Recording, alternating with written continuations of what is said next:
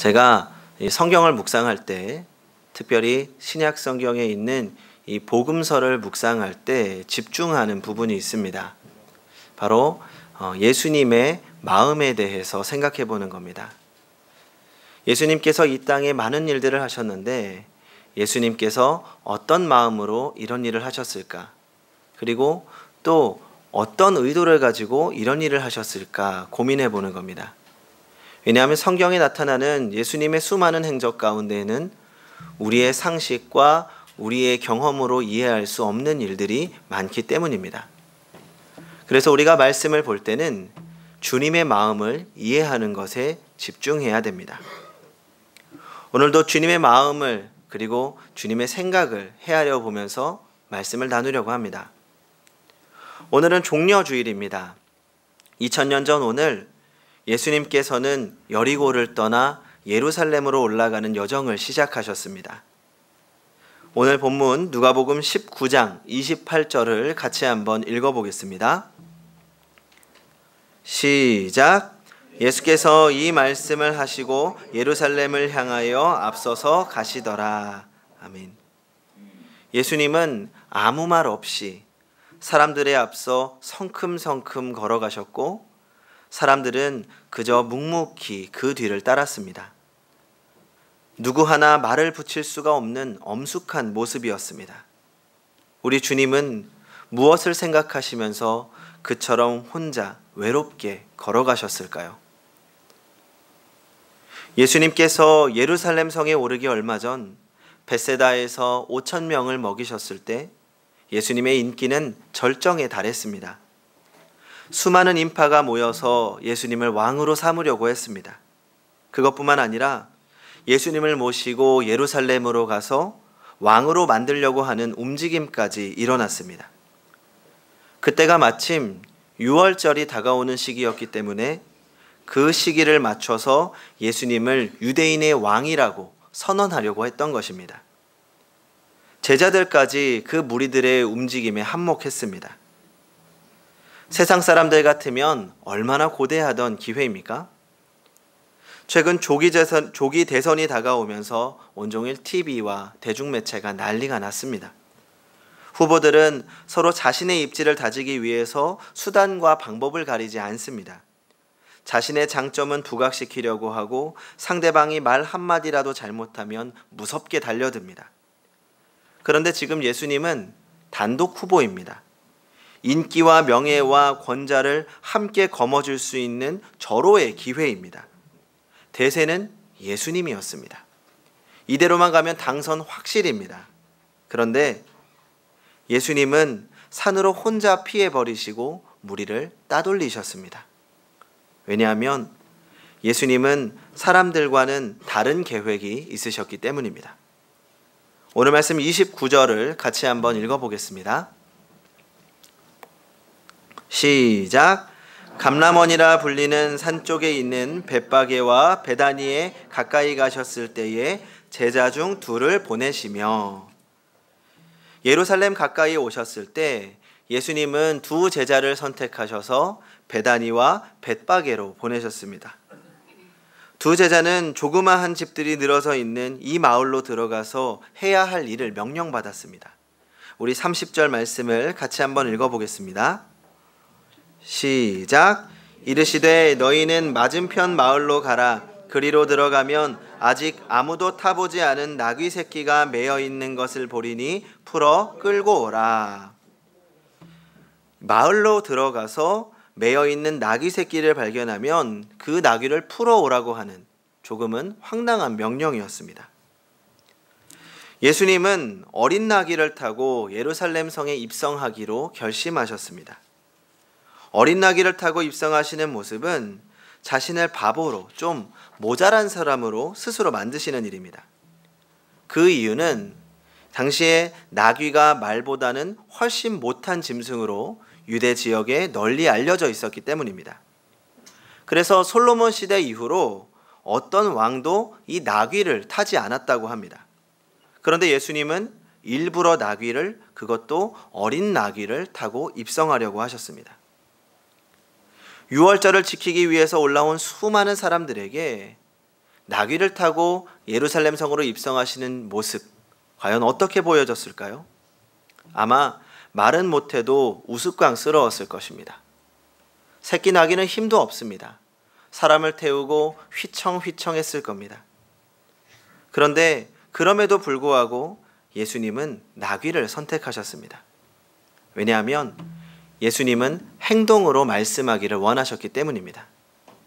이것을 예언자적인 행위라고 말합니다. 이 구약의 예언자들은 행동으로 말하는 사람들이었습니다.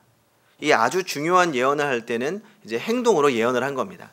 예를 들어서 이 예레미야라고 하는 선지자는 머리를 깎아서 그 머리를 바람에 흩날리면서 유다 나라는 이처럼 바벨론에 망할 것이므로 준비하라고 선언했습니다. 또 이사야 선지자는 아이의 이름을 스알야습이라고 지어서 이 왕 앞에 데리고 와서 두려워하지 말고 오직 여호와를 의지하라고 말했습니다. 지금 예수님의 행동도 이러한 선지자들의 행동과 맥이 통하는 것입니다. 말이 전쟁의 상징이라면 나귀는 평화의 상징이고, 나귀를 타고 입성한다는 것은 자기를 낮추는 겸손과 온유를 상징하는 겁니다. 예수님은 자신이 다른 왕들과는 전혀 다른 겸손과 온유와 평화의 왕이라는 것을 상징적으로 나귀를 타시는 것으로 보여주려고 했던 겁니다. 저는 그런 상상을 해봤습니다. 만약 예수님이 나귀를 타지 않고 가장 멋진 말과 가장 좋은 옷을 입고 입성하셨다면 어떻게 되었을까? 사람들의 환호는 더욱 커지고 기대감이 더 커졌을까 하고 말입니다. 아마도 물론 예수님이 우리의 왕이 되기를 원했던 사람은 아마 더 큰 소리로 예수님께 환호했을 겁니다. 이 나귀를 타고 볼품이 없는 상황에서도 사람들이 그렇게 큰 소리로 외쳤는데 아마 멋진 말을 타고 갔다면 이제 난리가 났을 겁니다. 그런데 만약에 바리새인들과 예수님을 모함하려고 애를 쓰는 자들이 봤다면 어땠을까요? 이제야 저 녀석이 본색을 드러내는구나. 그렇게 혼자 고귀한 척을 하면서 이제야 욕심을 드러내는구나 라고 생각하지 않았을까요? 오늘날에도 예수님을 바라보고 그리스도인들을 바라보는 시각이 별반 다르지 않다는 생각을 합니다. 오늘날 많은 사람들이 부자 그리스도인을 비난합니다. 돈 많은 그리스도인들을 손가락질합니다. 그리스도인들이 단순하게 돈이 많기 때문에, 큰 기업을 가졌기 때문에 비난하고 있는 것입니까? 그렇지 않습니다. 주신 복을 바로 사용하지 않기 때문입니다. 제가 이제 대학교 때는 기독교 교육을 전공해야 됐기 때문에 그 4학년이 되면 이제 교생 실습을 나가야 했습니다. 어디로 가야 하나 고민을 하고 있었는데 의정부에 있는 경민여자중학교라는 곳에 가게 됐습니다. 참 난감했습니다. 제가 교회에서 청소년 사역을 할 때도 원래 중학생 애들이랑은 대화를 잘 안 했습니다. 특별히 중학교 1학년은 저는 지구인으로 생각하지 않습니다. 그들과는 말이 통하지 않기 때문에 제가 그들이 올라오더라도 적당히 한 6개월 정도는 거리를 두고 말도 잘 섞지 않습니다. 그런데 제가 가야 됐던 곳이 중학교인데다가 여자 중학생들을 상대해야 되니까 너무 난감했습니다.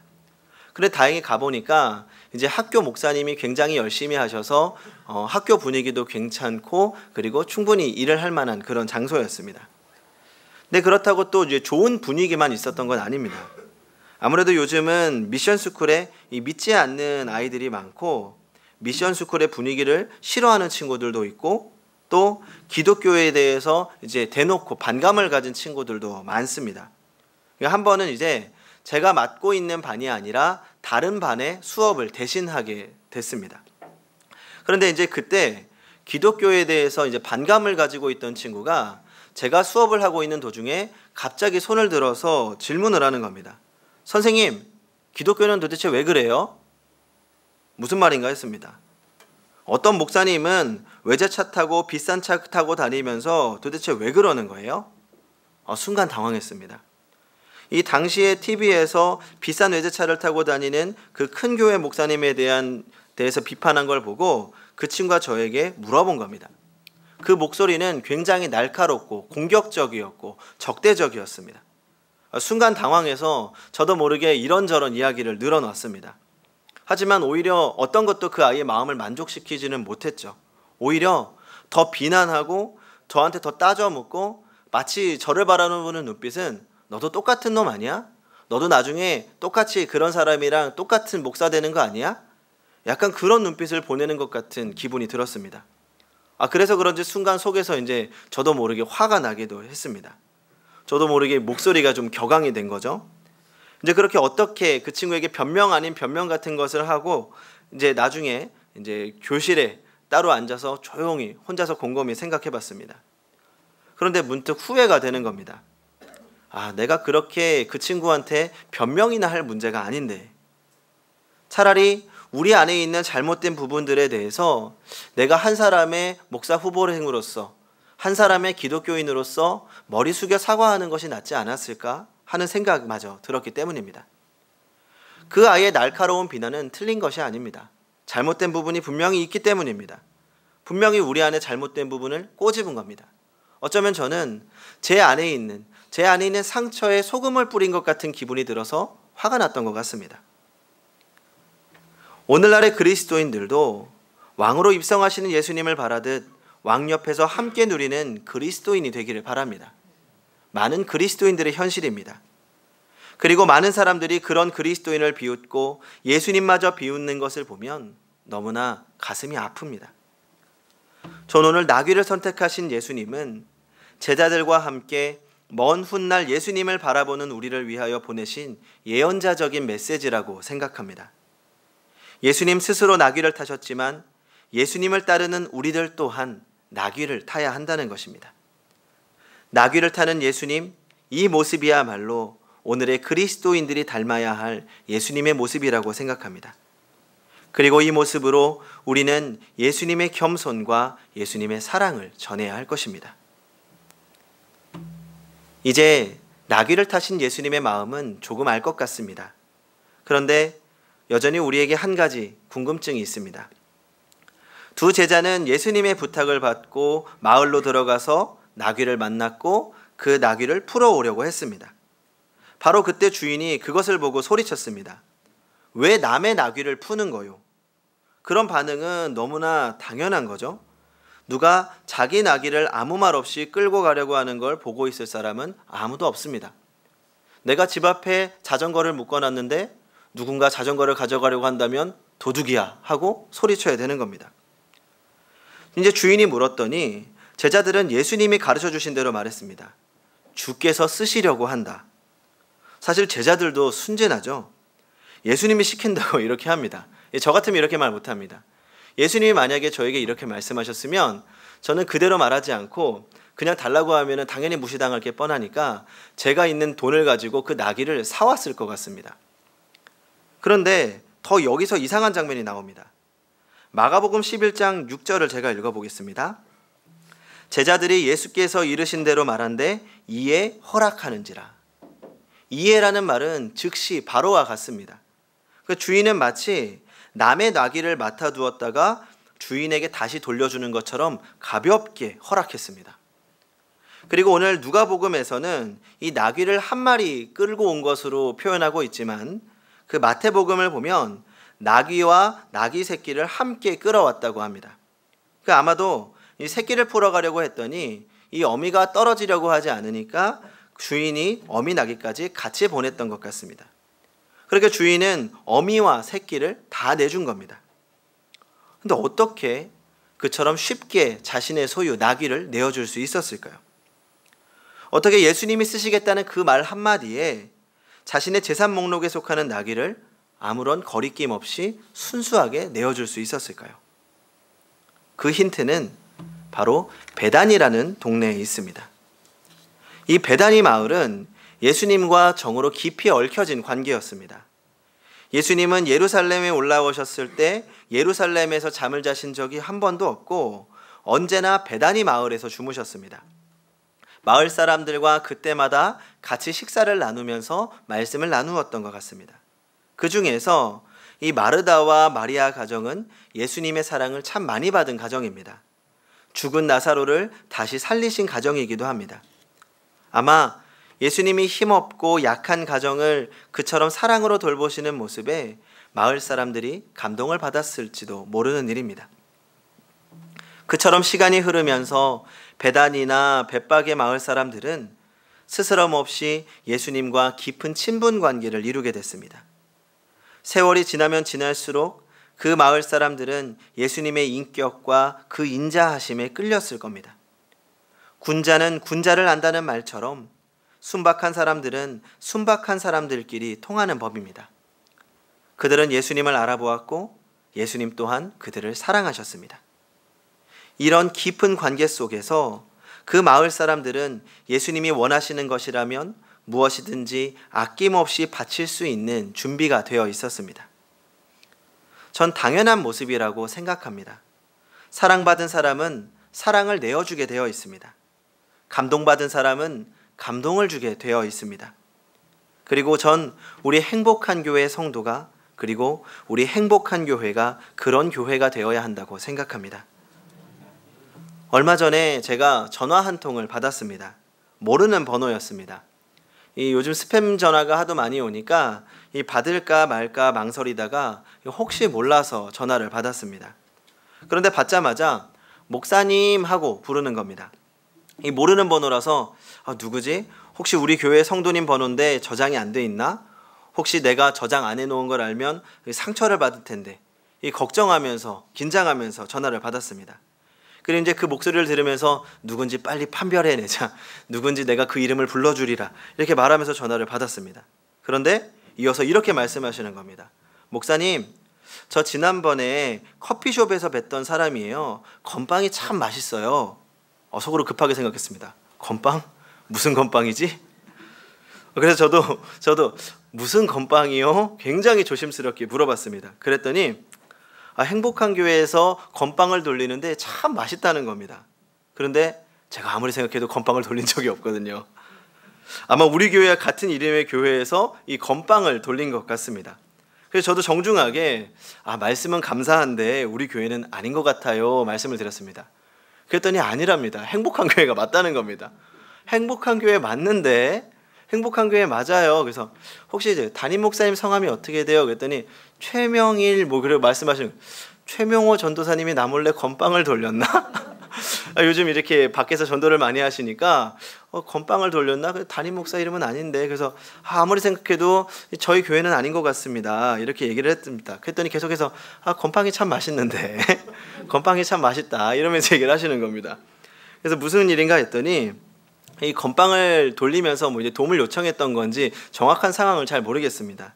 그런데 이 건빵도 너무 맛있고 이 행복한 교회가 응암동에 일이 있으면 항상 도와주셔서 이 기회에 제가 좀 후원을 하고 싶다고 전화를 주신 겁니다.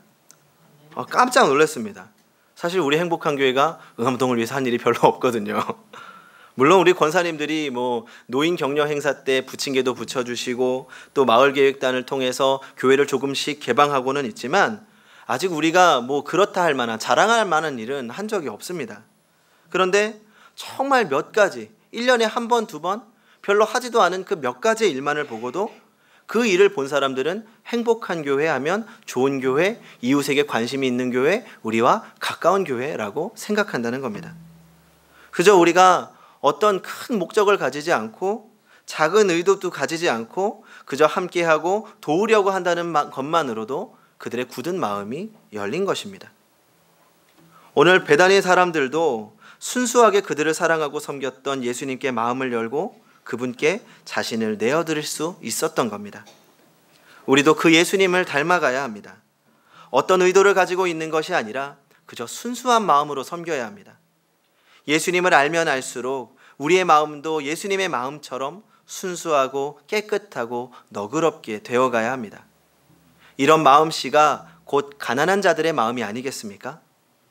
예수님은 이런 사람들을 보면서 가난한 자가 복이 있나니 천국이 그들의 것이라고 말씀하셨을 것입니다. 이런 사람들이 이름 없이 봉사한 것이 예수님의 마지막 외로운 십자가의 길을 빛낸 것입니다. 성도 여러분, 우리는 예수님을 향한 순수한 마음, 그리고 베다니 사람들을 향했던 예수님의 순수한 마음을 닮아가야 합니다.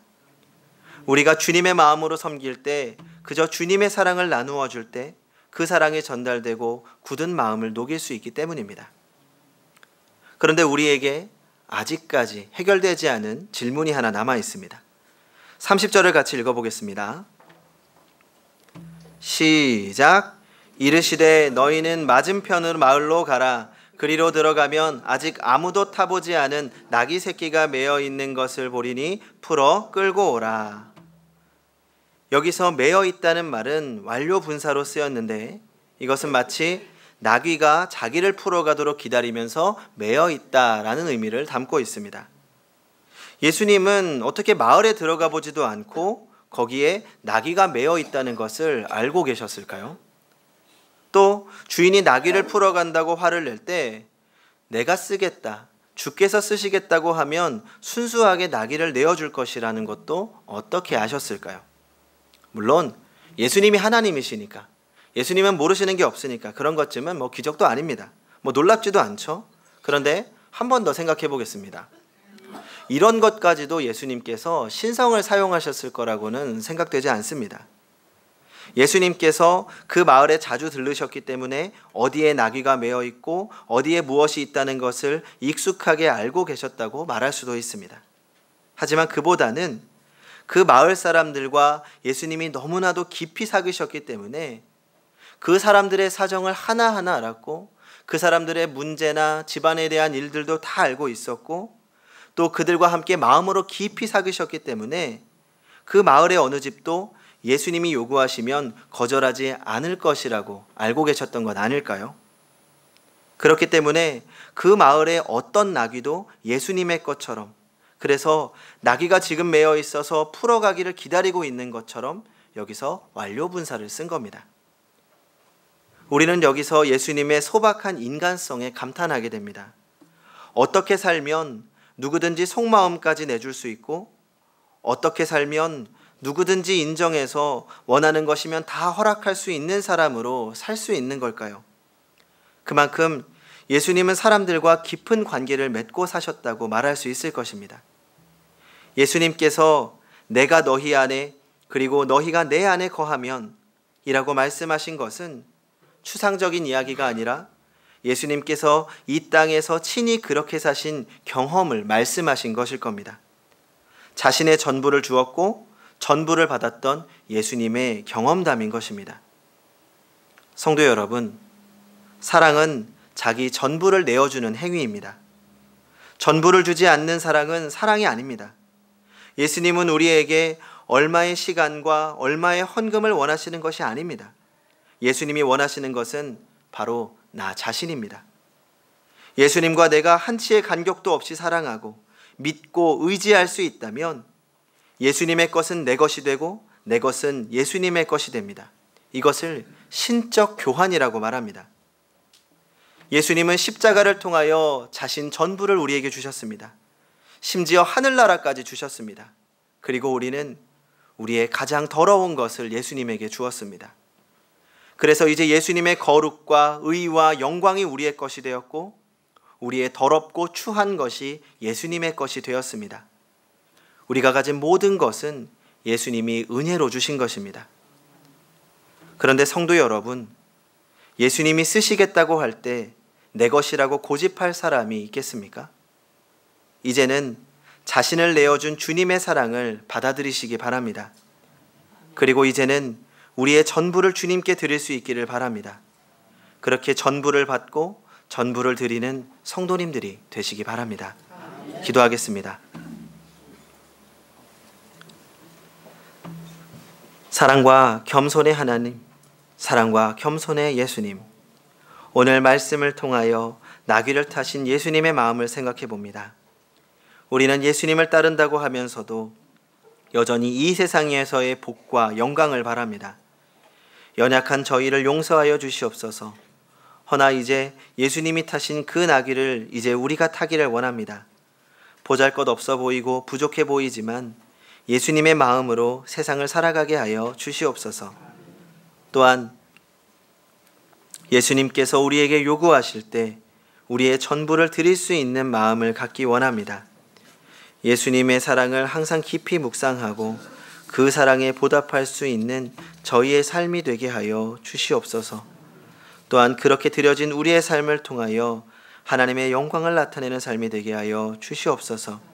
그리하여 예수님의 것이 내 것이 되고 우리의 것이 예수님의 것이 되게 하여 주시옵소서. 우리를 받아주심에 감사드리며 우리 주 예수님의 이름으로 기도하옵나이다. 아멘.